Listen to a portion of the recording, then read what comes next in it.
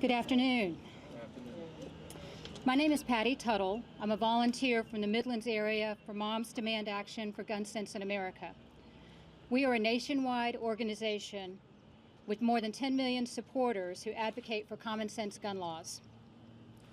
According to Everytown for Gun Safety, South Carolina has the 12th highest rate of gun deaths in the United States, yet we rank 31st in strength of gun safety laws. In an average year, 1,081 people die in our state from gun violence, and almost 3 times that number are injured by gunfire, but survive. Gun violence costs our state $14 billion every year. We understand that strong gun laws can help save lives without infringing upon anyone's constitutional rights. Closing the Charleston Loophole and requiring completed background checks could help lower the number of unauthorized people purchasing firearms. Adequate funding of community violence intervention programs could help prevent gun violence in the most affected neighborhoods.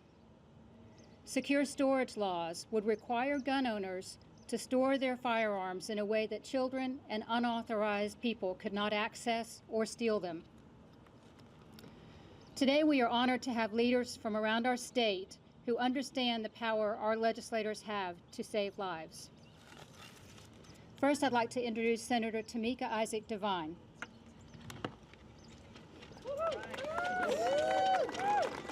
Thank you so much for being here. And I asked Senator Tedder to join me because we are in the middle of a debate and we're being called in for a vote. But this was so important for us. We told them we would be a second because we wanted to be here. I am just grateful for the volunteers of Moms Demand Action, Everytown, and everybody who has really made this issue important. I have a bill, gun safety, storage locks. Senator Tedder has some bills. We want to continue the fight to make sure that our children and our families are safe. We can't do that without you, and we can't do that without your lobbying. So it's important for you to be here today to make sure your legislators know that we are watching, we are voters, and we will hold them accountable. And together we can make our community safer. Thank you so much, and I'm going to let Senator Tedder say something. So just to echo what Senator Devine said, we thank you for your advocacy. We need the help. And so I want to talk a little bit about the Charleston Loophole, representing Charleston myself as a senator from Charleston. So currently under law, what happens is if a person goes to purchase a firearm and the background check is delayed for some reason, it has not come back, it has not cleared. If that background check is not come back within 3 days, the seller can sell that weapon, regardless of if on the 5th day it comes back and it's flagged that this person should not be able to purchase a firearm. That is the Charleston Loophole. I filed legislation the beginning of this session to change that. It's imperative that we do that. That is a horrible thing, and that is what happened with Dylan Roof in Charleston. That is exactly what happens. And so just think about that. In 3 days, if you apply for a weapon and the background check does not come back cleared yet, as long as 3 days have passed, you're allowed to still sell that weapon. That is ridiculous. And so those are the type of laws that we need to change in our state. It's common sense gun legislation. And so we're working together, Senator Devine and I, to push things like that, safety, storage. And so we appreciate Moms Demand Action and all the advocacy groups surrounding us, because we will continue to push this, and I will continue to fight to get a hearing on that bill so that we can close the Charleston Loophole. Thank you.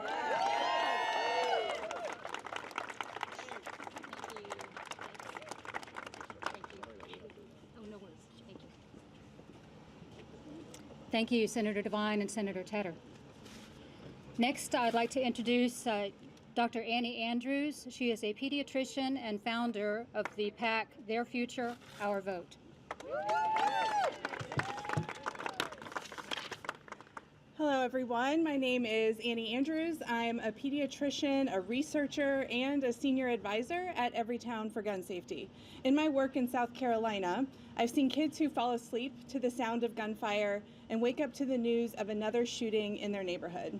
Kids who know exactly how to hide when they hear a loud pop, but they don't have a safe place to play. Kids who have lost siblings, parents, friends, who carry more grief in their small bodies than any child ever should. For too long, many of my colleagues in the health sector have stood on the sidelines when it comes to gun violence. They fear being perceived as political or lack support from their institutions or employers. But I refuse to accept that our gun violence crisis is just the way things are.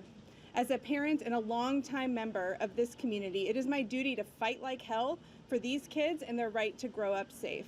So that's exactly what I've been doing. I spend most of my time talking to community members and future physicians about the need to get political for our kids. I've been vocal in the press and on social media, and like every other person who shares their views on social media, I've acquired a truly lovely collection of hate followers and extremist trolls. And as you can see, they haven't stopped me, and they won't.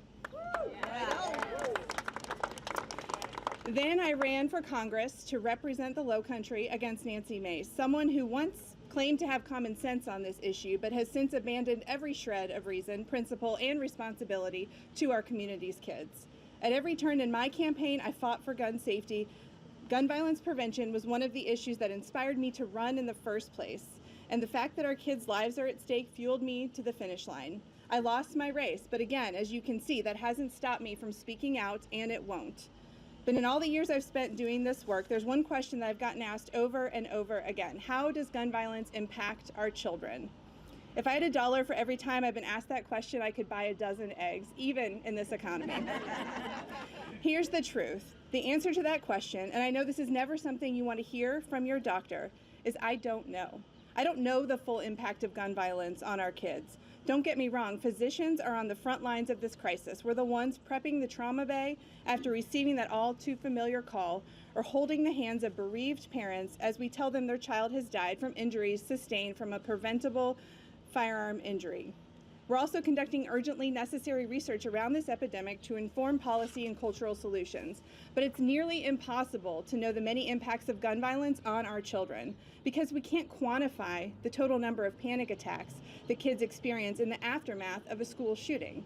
There's no way to measure all the moments of stigma or silence teens face after their friend dies by gun suicide, or the number of lost hours of sleep after a child's parent is shot and killed, or the pain that comes with rehospitalization to treat a non-fatal gun injury, or how many times kids are looking over their shoulders so they know where the nearest exit is.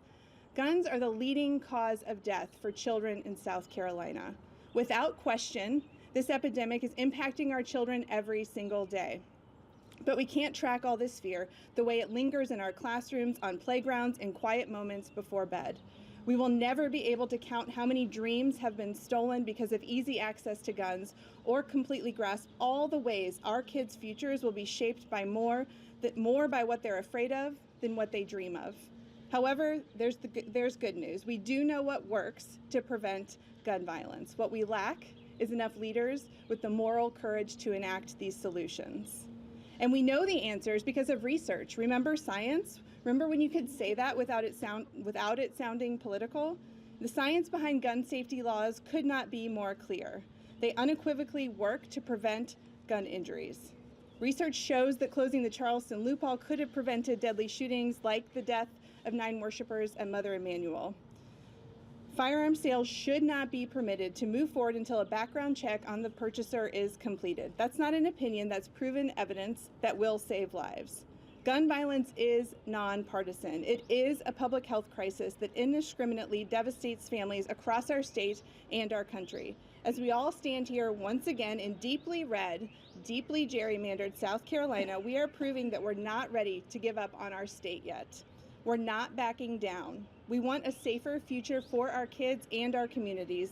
Our lawmakers should too. Thank you so much for being here today.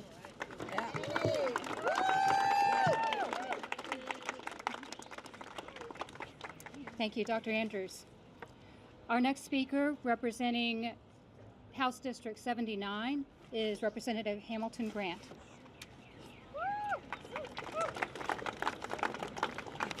Thank you. Good afternoon. As stated, my name is Hamilton Grant. I have the honor of representing House District 79, located here in northeast Richland County. But today is unique for me. It's unique because while I'm very proud to be a member of the General Assembly in the House of Representatives as a state legislator, every day that I come here is a day for my family, and it is also a reminder how little this state cares about making its people safer when it comes to accessing guns. So as we approach the 10th and solemn anniversary of Mother Emanuel AME Church tragedy, I am only one of 2 legislators in this state who lost a family member to that act of hate. For it was my wife's grandfather, the Reverend Daniel Lee Simmons Sr., who was killed with 8 other parishioners and several other victims who were spared, not due to the kindness of a white supremacist, but only by God's grace and mercy. 10 years later, the trauma from this event still haunts my family. For 10 years, we've heard from past and present elected officials from this state on how much they are praying for us, how much they admire our strength and courage to forgive someone who wasn't sorry. And while I have no doubt that all those kind words and prayers were sincere, I'm often conflicted when they are not backed with action. Frederick Douglass once said, "I prayed for freedom for 20 years, but received no answer until I prayed with my legs." In other words, don't just offer empty expressions, but let's finally do the right thing and act. How can we act? Since it's becoming clear that this General Assembly does not have the appetite to pass the Clementa Pinckney Hate Crimes Act, even after just this week the late senator's daughter was here on the grounds following her father's footsteps and advocating for things that she believes in, there are several bills that we can oppose. First, we need to reject and oppose Senate Bill 3283, which would allow guns on college campuses. States that have passed similar legislation like this one have seen students and staff alike suffer from negligent gun violence on campuses. Another bill that we need to oppose and reject is Senate Bill 115, which would allow teachers to be armed in our classrooms. Just a few days ago in the House, we passed a $14 billion budget which allocated money to assist schools to ensure that there's an SRO in every single school in this state. That is the direction we should be heading in, not arming our teachers and not arming our educators, because educators are overworked, disrespected, and weighed down with the pressures of simply teaching students in a political climate that seeks to place handcuffs on their creativity. The last thing that we need and that they want is the responsibility of having a weapon on them in a setting of our state's most precious assets, which are our children. More guns do not make us safer. However, there is good news. I think that we should support House Bill 3587, which would create the offense of criminally negligent storage of a firearm. There's also another House Bill 3596, better known as the Kingston Act, which would add stiff penalties for guns accessed by children due to unsecured firearms or the use of firearms by a child unsupervised. And lastly, I think we should support House Bill 3868, which would expand criminal background checks and close the Charleston Loophole, the same loophole that allowed a white supremacist with a felony to purchase a gun and slaughter so many beautiful people. In closing, when I took this oath of office to represent my district and this state, I did so by placing my hands on this Bible, this blue Bible. This is the same blue Bible that Reverend Daniel Simmons had open to Mark chapter 4 during Bible study that warm June night in Charleston. 10 years later, you can still see the bloodstains forever etched in the sacred text as it is a reminder of the pure evil that took place that night. Let this Bible serve as an example of the resilience and a reminder that something pure and good can endure something so evil, but yet still produce optimism. That's what the families behind me represent. That's what the people of this state represent. And we are here because we want action. Thank you, Moms Demand Action, for your advocacy. Now let's act and pray with our feet. Thank you.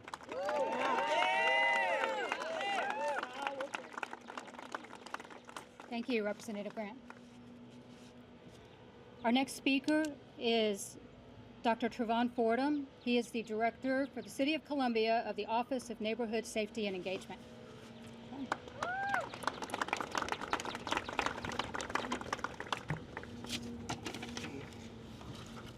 As it's been said already, thanks to everyone here, particularly from Moms Demand Action. Also, our future leaders back here, Students Demand Action. Thank y'all. I am Dr. Trevon Fordham. I'm the director for the City of Columbia Office of Neighborhood Safety and Engagement, which is formerly the Office of Violent Crime Prevention. My background includes over 16 years in the criminal justice arena. And with those 16 years, I think I can say I did some time, as they say, because I started off as a correctional officer. So I actually started off and I would see different individuals who had violent crime charges, particularly when it came to gun violence, and I'd hear some of their stories. And then I went into law enforcement as a police officer for an additional 12 years. And I would often go on scenes, we'd get response calls, working out in communities. And as you go out there and you would see an individual who may have taken his last breath, or she, it's a sobering thing to remind you of how gun violence is so real. It's so real. And for the ones that did survive, to see them having life-changing injuries or the impacts it had on their families, gun violence is truly real in its impacts. I've also seen countless scenes of dead bodies or people who've been victims to gun violence as a responding deputy coroner. So when I stand here today, I'm not just standing here in my professional role as the director of this office where we're talking about things, but it's been key for us as a city to, as Representative Grant said, to put feet and get them walking, put feet to fire, put really action behind our plans, to really talk about what prevention programming looks like, to really address the traumatic impacts when it comes to gun violence. Because I can tell you from my time of being a deputy coroner, and I had to go on scenes of folks, and again, taking their last breath or already dead from gunshot wounds, or having to go into a home and tell a family member, whether it's a mother, a father, a wife, a husband, or sometimes even children, that their loved one was dead. They're never coming back. They are no longer here. Those are the truthful impacts of gun violence. And with all of that being said of what I've done professionally, I want to step out of that for a moment and talk personally. Because personally, I stand before you as someone who I've seen gun violence on many fronts. I've seen its impacts on families. I've seen its impacts on some of my friends. And we, as a family, have experienced it personally, as my uncle was murdered and executed in Charleston. So I know how gun violence can really impact not only an individual, how it impacts families, how it also impacts communities. So every day when I go into my office and we're at City Hall and we're talking about things out in the community, that's why I continue to do this work and advocate as well. So I also will always stand beside Moms Demand Action. As we talk about the numbers and the statistics, we know that South Carolina ranks 12th highest when it comes to our rate of gun violence and gun homicides. We know that. We know when we talk about South Carolina, our numbers are also really high when it comes to gun homicides and gun violence. We know that in June 2024, our Surgeon General declared gun violence as an epidemic because so many people, particularly youth, it's the leading cause of death for them. They don't have an opportunity to grow up. They don't have opportunities to stand behind us. And they're not just foreign kids from somewhere else. They're our children, our neighbors, the people that we come in contact with. These are the people that we are supposed to protect. So as I continue to do our job, or do my job here at the City of Columbia as the Director for the Office of Neighborhood Safety and Engagement, formerly the Office of Violent Crime Prevention, my request is that as a state, we increase funding for community-based violence intervention and prevention programming. Those are CVI programs that are evidence-based. We've seen reductions in other places that these programs work. As we talk about the science behind it, we know these things work when we fund them adequately and we fund them for sustainability. That's the key. My next request would be to see more local departments like what we have here in the City of Columbia. When we established the Office of Violent Crime Prevention, we were the only Office of Violent Crime Prevention in the state of South Carolina. And even after changing the name to the Office of Neighborhood Safety and Engagement, I'm pretty sure we are still the only office that focuses on addressing violence from the root causes in the beginning from a preventative stance. We want to see that expand. I often get on calls with other folks from other states and nationally, and we talk about the work that's being done here in South Carolina. I would love to see more offices across South Carolina that focus on this work. My other ask is that there's recurring funding that goes into the statewide budget when it comes to CVI dollars, to not only prevent, interrupt, intervene, but also to address all forms of violence in our great state. I mentioned earlier that I realize the impacts of gun violence. But I guess I also need to say that I also realize that everybody does not realize that impact. Everybody does not realize how much gun violence ravages our communities, because if they look in their neighborhood, in their community, they may not see it. So it's not as much as a priority for them. Let me say this today. Regardless of whether you're in Charleston, you're here in Columbia, you're in Rock Hill, you're up in Greenville, wherever you are in the state of South Carolina, we all want something similar. We want peaceful communities. We want to be able to go outside and walk our dog. We want to be able to sit on our porch. We want to even be able to go to sleep at night without hearing gunshots. And while that may sound like something from a movie for some folks, it's the reality for a lot of folks we talk to because of gun violence. So as we talk about the reality of us all working together, we must all start with the realization that gun violence and its impacts across our state are real. And the sooner we do that and we put action behind it, we can really see some substantial changes for the next few years, before the next couple of decades, to protect our future leaders. So again, that is my plea, is that we continue to work together. We continue to have programs statewide that address gun violence from a prevention, intervention, interruption standpoint, and that there are recurring dollars to do so. Thank you.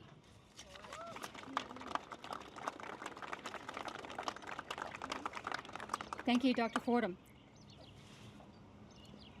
Our next speaker is also from the City of Columbia, the City of Columbia Police Department, Deputy Chief Melron Kelly. Thank you, Chief. Thank you.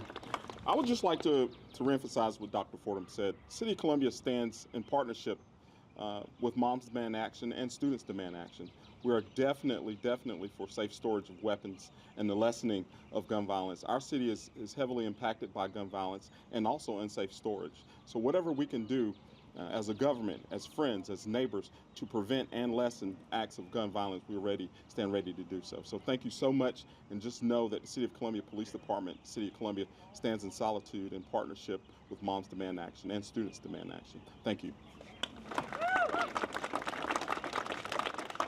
Thank you, Chief Kelly. Our next speaker is an Everytown Survivor Fellow and a gun survivor herself, Melody McFadden.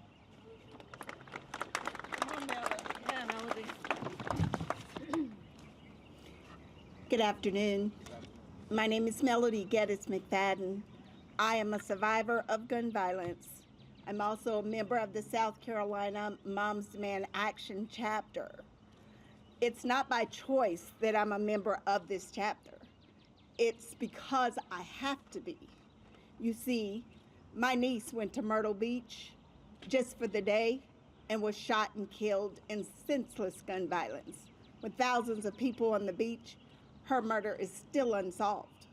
I have to say something for her. You see, if it had only been the first time that it had occurred in my family, that would be one thing. But my mother, too, was shot and killed in front of my little sisters when I was 17 years old. So it is without choice that I do this work. It is my reason why I do this work.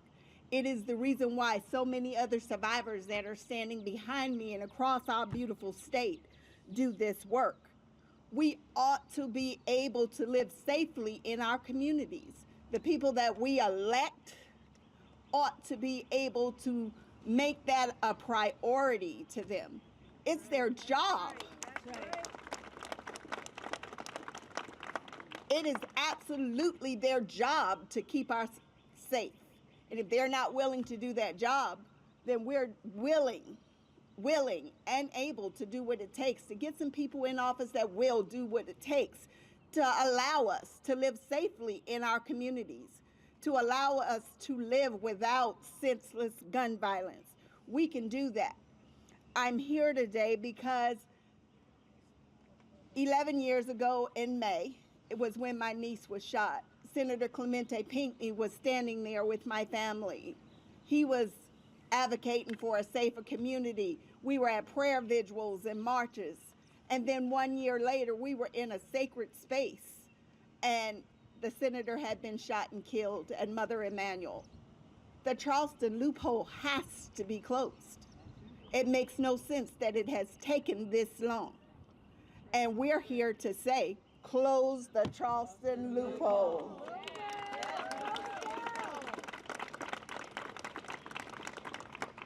We wonder whose job it is to make this community safer. It's my job. Yeah, it is. It's your job. It's their job. It's all of us. It's our jobs, because we have these young people that are standing here with us today. My granddaughter is a 10-year-old that made a TikTok video.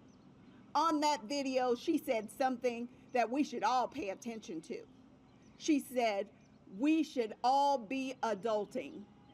It is our jobs as adults to keep the children safe. We have all these young people out here that are already doing the jobs that we're all supposed to be doing. Let's get together and make this world a safer place. Let's close the Charleston loophole. Let's end senseless gun violence. Let's pass some background checks. Let's do what we're supposed to do as adults so that we can proudly stand before these young people and all of our constituents around South Carolina, our neighbors, our community, and say to them, we've done our part. We want to live safely. We want to live in a community where senseless gun violence ends. Thank you, and let's close the Charleston loophole.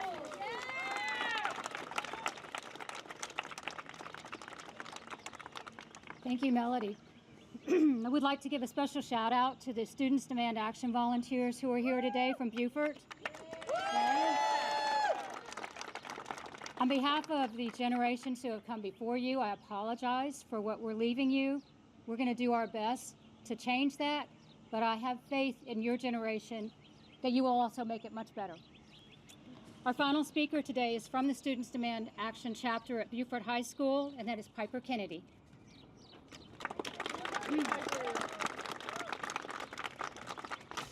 Hi everyone, my name is Piper Kennedy and I'm a volunteer leader with Students Demand Action. Thank you all for being here today.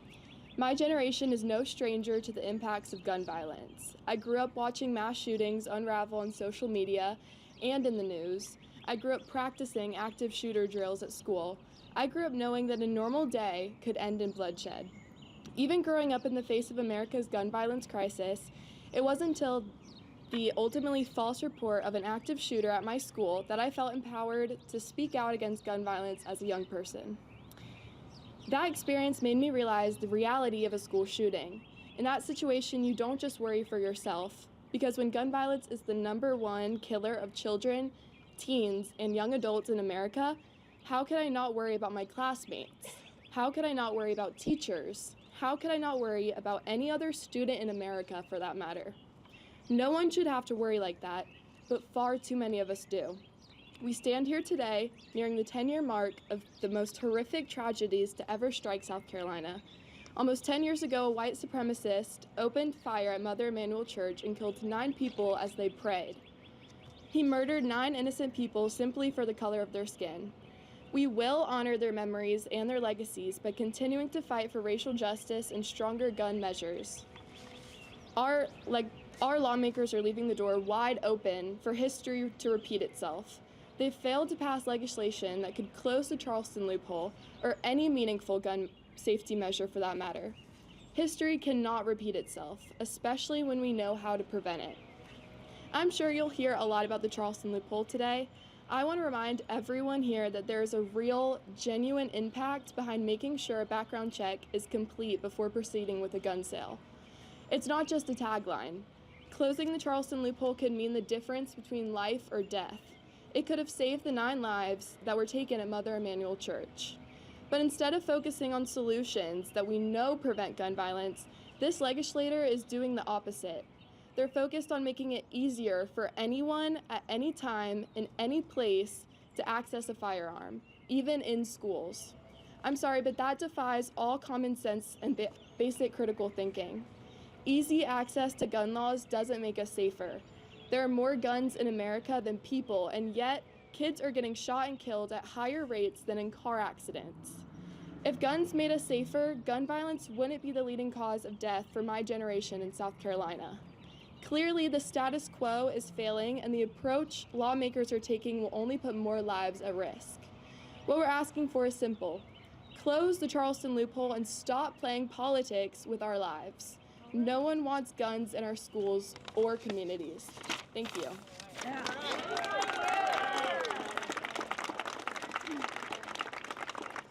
Thank you, Piper. That concludes our list of speakers for today. Are there any questions?